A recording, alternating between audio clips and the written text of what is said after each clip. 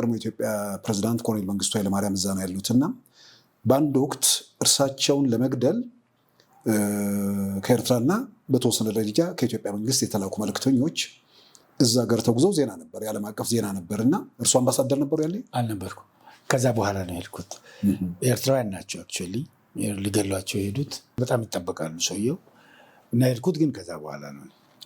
ከዛ በኋላ እርሶ በሄዱበት ወቅት ለማነጋገር የተደረጉ ሙከራዎች ነበሩ በኢትዮጵያ? ወል ቤዚካሊ እሳቸው በጣም ይጠበቃሉ ፕሬዚደንቱ። ማስታውሰው የፕሬዚደንቱ ወንድም አሉ፣ ኮሎኔል ናቸው፣ ራሽያ ድሮ የተማሩት ጥላሁን ኤምባሲ ወዳጄ ነው በጣም ፐርሰናሊ። እዛ ነው ኮሎኔል ጥላሁን እዛ ነው የሚኖሩት? እዛ ነበር ያኔ። አጎታቸውም እዛ ነበሩ ያኔ። አርፈዋል። ጥላሁን ግን ወደ እንትን ሄደዋል፣ አይ ቲንክ ወደ ለንደን ሄደዋል። ጥላሁን እናገኘው ነበር። ከሳቸው ጋር ያለው ኢንተራክሽን ትዝ የሚለኝ ልጆቻቸው አንድ ኤምባሲ መጥተው ነበር፣ ኢትዮጵያ ኤምባሲ ማለት ነው።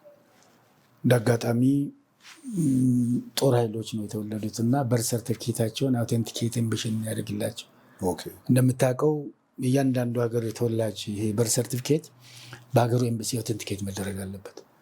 አይ ቲንክ ልጆቹ ወደ ለንደን ዋረቨር ለንደን ሄደዋል ለመሄድ ነው። እንደ አጋጣሚ የኔ ቢሮ ፎቅ ላይ ነው፣ ታች ያለው ቆንሱላ ኤምባሲውን ቆንሱላ ጋር ነበር የሄዱት።